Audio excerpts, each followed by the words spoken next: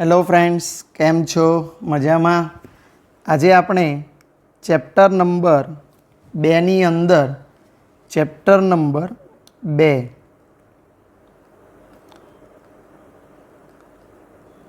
ધોરણ 11ની અંદર ધોરણ 11માં ચેપ્ટર નંબર 2 તમે લોકો જાણો છો પરમાણ્વીય બંધારણ છે.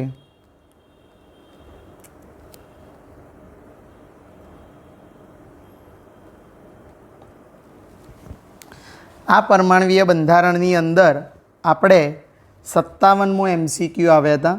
57 નંબરનો MCQ હતો. 57 નંબરના MCQમાં શું હતું? નીટ 2013માં પૂછાયેલો પ્રશ્ન છે. નીટ 2013માં પૂછાયેલો પ્રશ્ન છે, ધ્યાન રાખજો મિત્રો. હવે નીચે દર્શાવેલા ક્વોન્ટમ આંક સાથે સંકળાયેલા મહત્તમ ઇલેક્ટ્રોનની સંખ્યા દર્શાવો. મિત્રો પૂછ્યું છે મહત્તમ ઇલેક્ટ્રોનની સંખ્યા. ડેટા આપ્યો છે પણ મેઇન આપણને શોધવાનું કીધું છે મહત્તમ ઇલેક્ટ્રોનની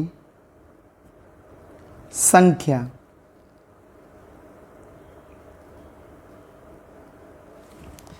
ડેટા શું આપ્યો છે તમને એ ડેટા જોઈએ આપણે.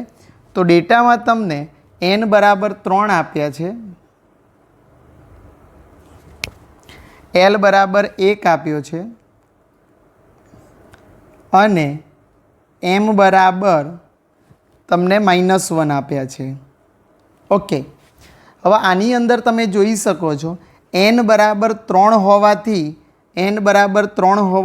3 આવે, l બરાબર 1 એટલે sp એટલે પી કક્ષક આવે, પરંતુ એમ એટલે કે ચુંબકીય ક્વોન્ટમ આંક ગમે તે છે એટલે -1 છે એટલે -1 1 અને 0માં ગમે તે આવે. તો આપણે કાં તો 3px હોય, કાં તો 3py હોય, કાં તો 3pz કક્ષક હોય. તો ગમે તે એક કક્ષક ત્રણમાંથી કોઈ એક જ કક્ષક છે એટલે મહત્તમ એક પેટા કક્ષક 3px 3py z માં તો મહત્તમ કેટલા ઇલેક્ટ્રોન સમાવી શકાય? 2 ઇલેક્ટ્રોન સમાવી શકાય. તો આનો જવાબ કેટલો આવે? મહત્તમ 2 ઇલેક્ટ્રોન સમાવી શકાય એટલે જવાબમાં ABCDમાં D આપ્યો છે. જવાબમાં આન્સર તમારો 2 આવે અને 2 આવે એ તો D આપ્યો છે. આન્સર 2માં જવાબ D છે એટલે તમે લખશો D. મિત્રો ખબર પડી ગઈ હશે. જો અહીંયા તમને M ના આપ્યો હોત તો પાછું થોડુંક બદલાત. તો 3 અને P કક્ષક હોત તો 3P હોત તો તમે કેટલા લખત? તો યાદ કરો ઇલેક્ટ્રોનની સંખ્યા કે તો 3નો વર્ગ અને એને 2 વડે ગુણો 2n². તો 3pમાં મેક્સિમમ 6 ઇલેક્ટ્રોન સમાય. એકમાં 2 પેટા કક્ષકમાં એકમાં 2 ઇલેક્ટ્રોન તો 3માં કેટલા થાય? 3 2 6. પણ હજુ જો એક વાત કરું, l પણ ના આપ્યા હોત તો n બરાબર જો 3 આપ્યા હોત તો 2n². તો 3નો વર્ગ 9 અને 2 વડે ગુણો તો 9 2 18 ઇલેક્ટ્રોન આવત. પણ અહીંયા આપણને એવું નથી આપ્યું. 3 વસ્તુ આપી હોય એટલે ઓલવેઝ જવાબ તમારો 2 જ આવે. ચલો 57માં પછી 58મો પ્રશ્ન ભણીએ છીએ આપણે. 58મો પ્રશ્ન શું કહે છે? 58મો પ્રશ્ન 56મો પ્રશ્ન છે. ઊંધા જઈએ છે ને આપણે. આ 56મો પ્રશ્ન નીટ 2012માં પૂછાયેલો પ્રશ્ન છે. AIPMT અથવા નીટ 2012માં પૂછાયેલો પ્રશ્ન છે. ધ્યાનમાં રાખીશું આને. શું કહે છે? l બરાબર 3 આપ્યા છે મિત્રો, એટલે l બરાબર 3 અને n બરાબર 4 આપેલા છે. n બરાબર 3 અને n બરાબર 4 આપ્યા છે. એમાં પણ પૂછ્યું છે મહત્તમ ઇલેક્ટ્રોનની સંખ્યા. મેં તમને હમણાં જ સમજાવી દીધું, યાદ કરો, હમણાં જ આપણી વાત થઈ. મહત્તમ ઇલેક્ટ્રોનની આપણને સંખ્યા શોધવાનું કીધું છે. તો વિચારો મહત્તમ ઇલેક્ટ્રોનની સંખ્યા શોધીએ તો n બરાબર 4 છે એટલે આપણે 4 લખીશું અને l બરાબર 3 છે તો 0 1 2 3 યાદ કરો SPDF એટલે કક્ષક આવશે 4F. હવે 4F કક્ષકમાં 4F કક્ષક આવે. હવે યાદ કરો 4F કક્ષકમાં મહત્તમ કેટલા ઇલેક્ટ્રોન શકાઈ શકાય? તો F કક્ષકની પેટા કક્ષકો કેટલી? F કક્ષકની પેટા કક્ષકો 7 થાય. કેટલી થાય? 7. એકમાં 2 ઇલેક્ટ્રોન સમાવે તો 7માં કેટલા ઇલેક્ટ્રોન સમાવી શકાય? એટલે કે 14 ઇલેક્ટ્રોન સમાવી શકાય. એકમાં 2 તો 7માં કેટલા સમાવી શકાય? 14 ઇલેક્ટ્રોન સમાવી શકાય. તો તમે અહીંયા જવાબ જોઈ શકશો કે ઇલેક્ટ્રોનની સંખ્યા આવશે 14. એટલે આન્સર આનો તમારો તમે જોઈ શકશો આનો આન્સર 14 ઇલેક્ટ્રોન એ ઓપ્શન એ છે. ઓપ્શન એ છે એટલે અહીંયા એ ઓપ્શન છે અને ઇલેક્ટ્રોનની સંખ્યા આપણે લખીશું 14. ફરીથી તો પણ જવાબ લખી દઈએ. જવાબ આવશે તમારો એ આવશે. તો મિત્રો આઈ થિંક ખબર પડી ગઈ હશે. બહુ જ ઇઝી છે. હવે આગળ જઈએ 56 પછી 55મો પ્રશ્ન. 55. તો 55મો પ્રશ્ન શું કહેવા માગે છે? રૂબિડિયમ એનો પરમાણુ ક્રમાંક. મિત્રો રૂબિડિયમ છે. રૂબિડિયમનો પરમાણુ ક્રમાંકના Z કહેવાય. Z બરાબર કેટલા છે? 37. ઓકે. એમાં સંયોજકતા ઇલેક્ટ્રોનની ગોઠવણી, સાચી ગોઠવણ. ઓકે, સંયોજક ઇલેક્ટ્રોનની સાચી ગોઠવણ કીધું છે આપણને. એવું કહે છે કે સંયોજક ઇલેક્ટ્રોનની સાચી ગોઠવણ. બહુ જ ઇઝી MCQ છે. થોડાક ઇલેક્ટ્રોન રચના તમને આવડવી જોઈએ આમાં. દાખલા નંબર 55મો છે. હવે તમે જુઓ રૂબિડિયમ છે, પરમાણુ ક્રમાંક 37 છે એટલે અહીંયા હું 37 અને અહીંયા લખીશ રૂબિડિયમ. હવે સાંભળજો, ક્રિપ્ટોન 36 છે તો ક્રિપ્ટોન તો આવે 36મો અને 37મો 4s પછી 5s આવે એટલે અહીંયા લખાય 5s1. આ ઇલેક્ટ્રોન રચના લેવાની છે. તો હવે તમે 5s માટે ગણતરી કરવાનો પ્રયત્ન કરશો તો જુઓ 5sમાં બે વસ્તુ ફિક્સ છે. n બરાબર 5 આવે અને l બરાબર s છે એટલે 0 આવે. હવે 5 અને 0 વાળા ઓપ્શન છે, એક જ ઓપ્શન છે 5 અને 0 વાળો. એટલે 5 0 અને l 0 આવે તો પણ તમે જાણો છો m પણ 0 આવે અને s તો ગમે તે આવી શકે, +1/2 અથવા -1/2. ઓપ્શનમાં +1/2 આપ્યા છે. એટલે આના ઉપરથી જો તમને ઇલેક્ટ્રોન રચના આવડી ગઈ એટલે સીધો તમને જવાબ મળી ગયો કે n બરાબર 5 છે એટલે આ 5sમાં ઇલેક્ટ્રોન છે એટલે n બરાબર 5. l બરાબર 0, l બરાબર 0 તો m બરાબર 0 અને s બરાબર +1/2 થાય. આવો એક જ ઓપ્શન છે C. એટલે આનો આન્સર તમારો C આવશે. સીધો જ ઓપ્શન છે એટલે ચલાવવાની જરૂર નથી. તમને ખબર પડી ગઈ હશે કે આન્સર શું આવશે? C આવશે. હવે 55 પછી આપણી જોડે 54મો, પણ 54મો આપણે આ ચેપ્ટરનો નથી એટલે જોઈશું નહીં. 54માં નહીં જોઈએ, પછી 53મો જોઈશું કારણ કે એ કેટલાક પ્રશ્નો એ લોકોએ બીજા ચેપ્ટરોના મૂકી દીધા છે. એટલે 53મો પ્રશ્ન જુઓ. તો 53મા પ્રશ્નમાં શું કહે છે? બોરની અભિધારણા પરિણામે મુજબ કયા પરિવર્તનમાં હાઇડ્રોજન સૌથી ઓછા ઉર્જાવાળો ફોટોન ઉત્સર્જિત કરશે? શબ્દ સમજવાનો છે. સૌથી ઓછા ઉર્જાવાળો, વિચારીને જવાબ આપવાનો છે. ઉર્જાવાળો ફોટોન ઉત્સર્જિત કરશે.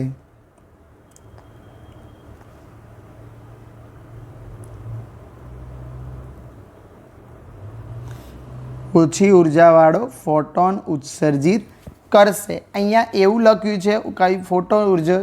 ઓકે, તો હવે તમારું સૂત્ર છે, તમે વિચારો છો ઉર્જાની વાત કરી અને ફોટોન ઉત્સર્જિત કરશે અને કક્ષાઓ આપી છે તમને, એટલે કે આ કક્ષામાંથી આ કક્ષાઓ આપી છે. તો હવે તમારું એક સૂત્ર તમે જાણો છો, ΔE બરાબર RH × Z².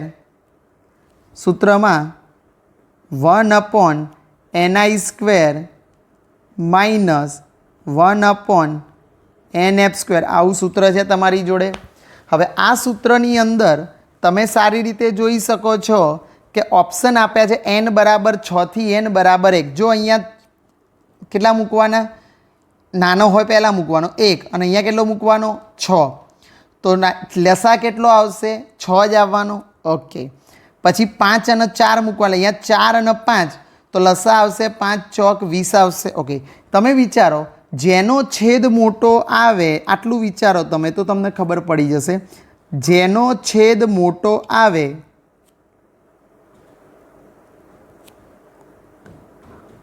તેની ઉર્જા વધુ થાય. ઉર્જા ઓછી થાય. છેદ મોટો આવે તો સંખ્યા નાની થઈ જાય. બાકી તો Z1 છે, RH તમને આપેલા હોય જે તો બધા આ બે બદલાય. તો જેનો છેદ મોટો આવે તો પહેલાંનો છેદ કેટલો આવે છે? મેં તમને કીધું 6 થી 1માં પહેલો ઓપ્શન છે 6 અને 1 એટલે લસા 6 આવશે. એટલે એ જવાબ ના આવી શકે. લખવું હોય લખી શકીએ. ચલો આપણે ઓપ્શન પ્રમાણે જોઈએ થોડું. n બરાબર 6 અને n બરાબર 1. હવે આ બંને કિંમતો મૂકીએ તો લસા તમારો કેટલો આવે તમે ગણી શકશો. લસા કેટલો આવે? 6. ઉપર ગમે તે બાદ બાકી આવે પણ લસા 6 આવે. ઓકે. ચલો બીજું આપણી જોડે બીજો ઓપ્શન છે n બરાબર b. n બરાબર 5 થી n બરાબર 4 છે. n બરાબર 5 થી n બરાબર 4 તો 5 લસા કેટલો આવે? તો 5 ચોક 20 જ લસા આવે. ઓકે. એટલે 20 લસા આવશે. એટલે છેદ આના કરતાં તો આની કિંમત ઉર્જા ઓછી જ આવે બીની. હવે સી લઉં તો સીમાં તમને આપ્યા છે n બરાબર 6 અને n બરાબર 5. હવે તમે વિચારો 6 પંચાને 30 લસા આવે. 6 પંચાને 30 લસા આવે તો છેદ આનો સૌથી મોટો જેવો લાગે છે. અને ડીની વાત કરું તો ડીમાં આપ્યા છે તમને n બરાબર 5 થી n બરાબર 3. હવે તમે જુઓ તો 5 તરી 15 લસા 15 આવે. છેદ જેનો મોટો, બાકી તો બધું જે આવે એમાં વાંધો નહીં, જેનો છેદ મોટો હશે એની ઉર્જા ઓછી આવશે. એટલે અહીંયા લખ્યું જ છે જેનો છેદ મોટો તેની ઉર્જા ઓછી. તો છેદ એટલે કે લસા. એટલે તમે n બરાબર 6 વાળો જવાબ તમારો પરફેક્ટ આવે. એટલે તમારો આન્સર અહીંયા પૂછી શકાય. આન્સર તમે લઈ શકશો સી આન્સર આવે. આનો આન્સર કયો આવશે? તમારો સી આન્સર અહીંયા આવશે. 6 થી 5 n બરાબર 6 અને n બરાબર 5 છે. એટલે આન્સર સી આવશે. અહીંયા ઓપ્શનમાં સી ઓપ્શન આવશે. તો મિત્રો તમને ખબર પડી ગઈ હશે આ કેવી રીતે ગણાય. ચલો 53માં પછી 52મો જોઈએ આપણે. 52મો પ્રશ્ન. 52મા પ્રશ્નમાં તમે જોઈ શકો છો. 53મો પ્રશ્ન 2011માં પૂછાયેલો છે. એટલે નીટ 2011માં પૂછાયેલો છે. એટલે લખીશું નીટ 2011. આ પ્રશ્ન છે રૂબિડિયમવાળો. રૂબિડિયમવાળો પ્રશ્ન છે એ નીટ 2012નો પ્રશ્ન છે. એટલે નીટ એટલે AIPMT અથવા નીટ 2012નો પ્રશ્ન. હવે હું 52મો જે પ્રશ્ન જોવા લઈ જઈ રહ્યો છું એ રહ્યો પ્રશ્ન છે નીટ 2011નો પ્રશ્ન છે. નીટ 2011. મિત્રો આ પણ એક સારો પ્રશ્ન છે. n બરાબર 6 હોય તો ઇલેક્ટ્રોન ભરાવાનો સાચો ક્રમ જણાવો. ધ્યાન રાખજો n બરાબર 6 હોય તો ઇલેક્ટ્રોન ભરાવાનો સાચો ક્રમ. મિત્રો આમાં સામાન્ય ઇલેક્ટ્રોન રચના આવડવી જોઈએ. ભરાવાનો સાચો ક્રમ. હવે સીધો સાચો ક્રમ જ હું તમને લખાવું છું. મિત્રો યાદ કરો n 6 છે. હવે ઓપ્શનમાં કંઈક આવું છે. ઓપ્શન એ છે એ સમજી જઈશું આપણે. 52મા પ્રશ્નમાં આપણે એ જોઈશું. તો આવો ક્રમ છે. એક NS છે. સમજો NS પછી n-2 F છે. F છે. પછી n-1 અને D છે. અને પછી તમે જોઈ શકો છો તો NP છે. તો અહીંયા તમારે જોઈ મિત્રો આ ક્રમ જે આપેલો છે તમને એ એસમાં જે હોય એ જ પીમાં હોય અને n-1 ડીમાં હોય. જેટલા એનમાં હોય એમાંથી એક ડી કક્ષક હોય અને એની 2 ઓછા એફ કક્ષક હોય. એટલે આ ઇલેક્ટ્રોન રચના છે એ તમારી આંતર સંક્રાંતિ તત્વોની ઇલેક્ટ્રોન રચના છે. મિત્રો શેની ઇલેક્ટ્રોન રચના છે? આંતર સંક્રાંતિ તત્વોની સામાન્ય ઇલેક્ટ્રોન રચના છે એફ કક્ષકમાં. આંતર સંક્રાંતિ તત્વોની સામાન્ય ઇલેક્ટ્રોન રચના છે અને આ પ્રમાણે જ હોય છે. એટલે તમે અહીંયા સમજાવી શકો છો આ રીતે તમારી ઇલેક્ટ્રોન રચના હોય તો આ ઓપ્શન તમારો એ છે. એટલે જવાબ તમારો અહીંયા એ આવશે. આ જવાબ આન્સર તરીકે એ આવશે. પરફેક્ટ એ જવાબ આવશે. હવે 51મો પ્રશ્ન છે. પ્રશ્ન નંબર 51 અને સાલ છે 2011માં જ પૂછાયેલો પ્રશ્ન છે, 2011માં.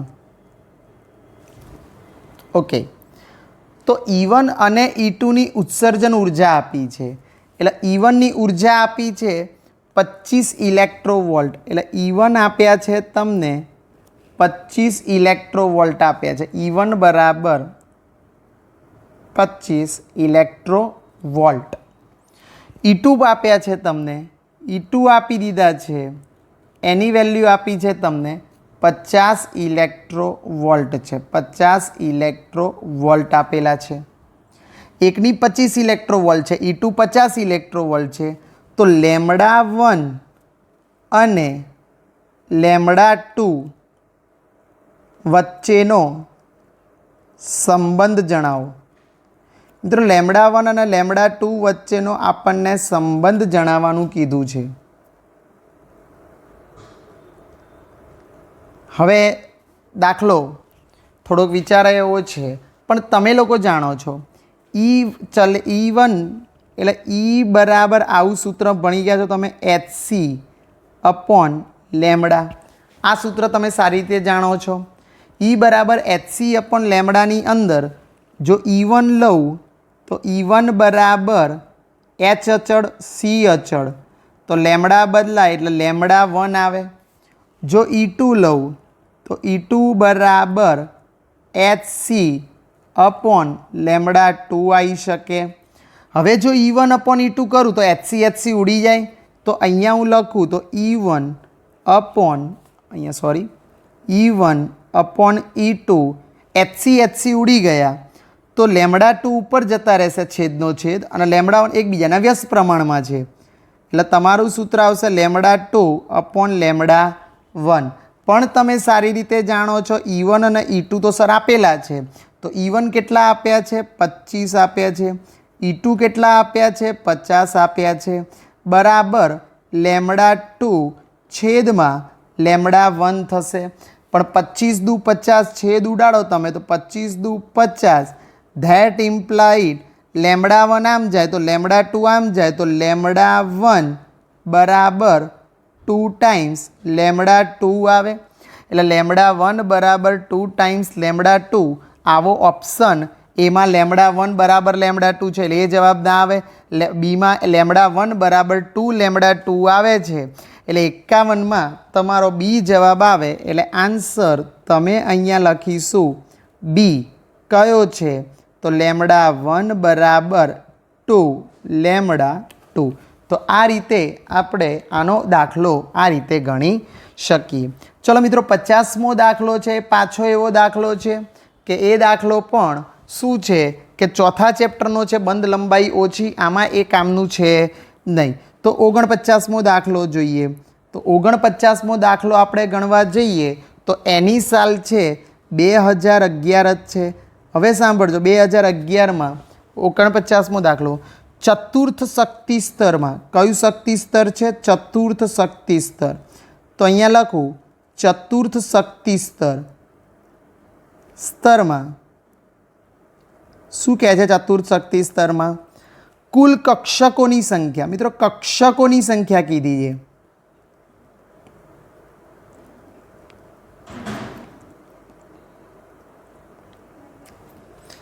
आई थिंक एन कक्षकोनी संख्याનું સૂત્ર જો n આપ્યો હોય તો કક્ષકોની સંખ્યા બરાબર n² આવે. हाँ, इलेक्ट्रॉननी संख्या कहीए तो 2n² आवे, पण कक्षकोनी संख्या पण n बराबर केटला आप्या छे तमने 4 आप्या छे n बराबर. जो n बराबर 4 आप्या होय तो n² एटले 4 નો વર્ગ थाय तो 4 નો વર્ગ जवाब आवे तमारो 16. एटले कक्षको केटली आवे 16 कक्षको आवे. तो अहींया तमारो जवाब 16 कक्षक प्रमाणे लखी शकाय. तो 16 कक्षक वाळो तमारो जवाब ऑप्शन में बी आवे छे. एटले आंसर लखूँ बी ज आवे छे अने कक्षकोनी संख्या 16 आवे छे. तो आ दाखलो बहु ज इजी छे. जो मित्रों नीट में तो एकदम इजी पूछाई रह्या छे दाखला. हवे 49 में पछी 48मो प्रश्न जोईए आपणे. 49 पछी 48मो प्रश्न जोईए. 48मो प्रश्न 2010 में पूछायेलो प्रश्न है. 48मो प्रश्न कई साल में पूछायेलो है? 2010 में पूछायेलो है. मित्रों 48मो प्रश्न शू कहेवा मागे छे? तो 0.66 किलोग्राम दળ आपेलू है.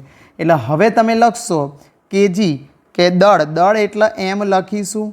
एम बराबर 0.66 केजी आपेला है एटले ए लखाई गया 0.66 केजी. ओके, बीजू शू आप्युं छे? वेग आप्यो छे. वेग वी आपेलो छे 100 मीटर पर सेकंड एटले अहींया लखी 100 मीटर पर सेकंड लखीशुं. अने तेनी तरंग लंबाई, हवे तरंग लंबाईने लेमड़ा कहेवाय. लेमड़ा तमारे शोधवानी छे. तरंग लंबाई लेमड़ा तमारे शोधवानी थाय. एच आपेलो छे तो आपणी जोड़े एचनी वेल्यू तो एने आपी छे 6.6 गुणिया 10⁻³ जूल इंटू सेकेंड. હવે મિત્રો જૂલ અને સેકન્ડ આપેલો છે તો આ મીટર પર સેકન્ડમાં જ જોઈએ ને આ કિલોગ્રામમાં જ જોઈએ, એટલે એને ફેરફાર કરવાની જરૂર નથી. જો આ ગ્રામમાં આપ્યા હોત તો મારે કિલોગ્રામમાં ફેરવવા પડત, કારણ કે અહીંયા જૂલ છે એટલે. પણ મને શેમાં આપ્યા છે? અહીંયા કિલોગ્રામમાં, એટલે મારે કોઈ ચેન્જ કરવાની જરૂર નથી. સૂત્ર પણ તમને આવડતું હોય તો લેમડા બરાબર H/mv દ બ્રોગલીનો સિદ્ધાંત તમે જાણો છો. તો એચની વેલ્યુ કેટલી છે તમારી જોડે? તો એચની વેલ્યુ 6.6 ગુણ્યા 10⁻³ છે. હવે જોજો અહીંયા 0.66 છે એને હું કરું તો 6.6 ગુણ્યા 10⁻1 આવે, આવી જાય. અને ગુણ્યા મીટર પર સેકન્ડ 100 આપ્યા છે એટલે 10⁻2 થઈ જાય. ઓકે, આથી લેમડા બરાબર 6.6 6.6 ઉડી ગયા, 10⁻2 ઉપર જાય તો -2, -34 -2 જવાબ આવશે -36. પણ -36 ખરા, પણ ઉપર પાછી 10⁻1 જશે એટલે તમારો જવાબ 10⁻1 છે એટલે +1, એટલે -36 અને +1 -35 એટલે ઉપર તો 1 ગુણ્યા 10⁻35 જવાબ આવે. લેમડા છે તરંગ લંબાઈ એટલે મીટરમાં આવશે. એટલે ઓપ્શનમાં આવો ઓપ્શન છે. ઓપ્શન તમારો આપેલો છે. એક એમાં આપ્યો છે 1 ગુણ્યા 10⁻32 જે ના આવે.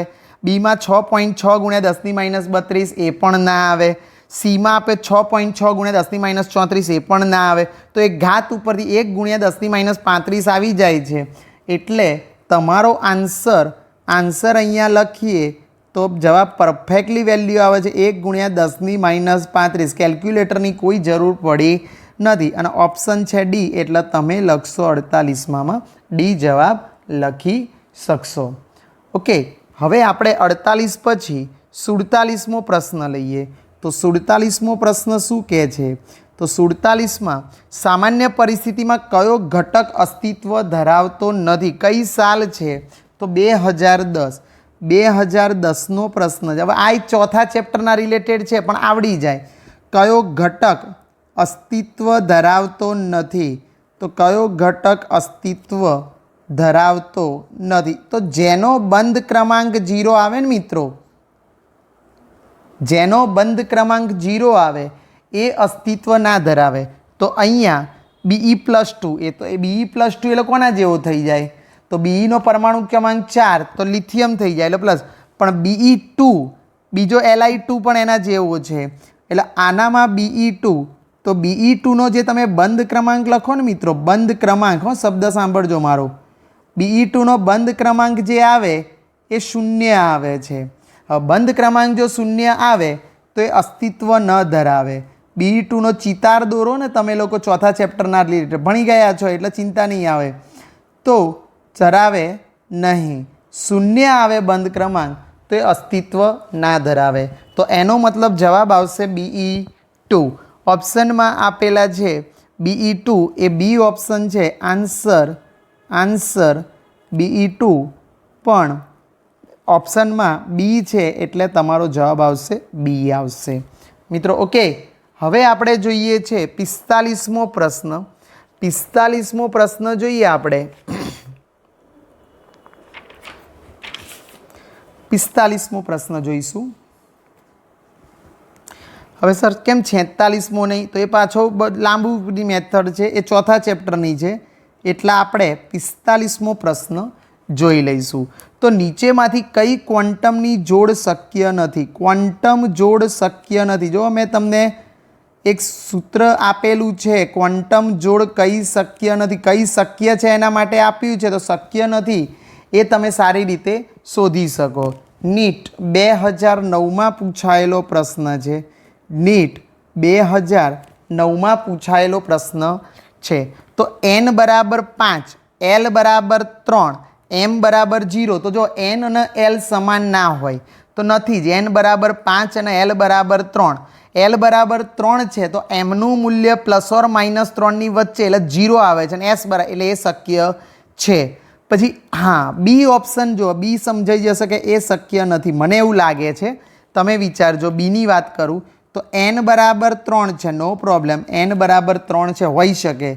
l બરાબર 2 છે, એ પણ હોઈ શકે કે 0 થી n -1માં ગમે તે હોય તો 2 છે. પણ m બરાબર -3 છે. હવે તમે વિચાર કરો, જો l બરાબર 2 હોય ને તો m એ ±2 ની વચ્ચે આવે. તો ±2 ની વચ્ચે શું આવે?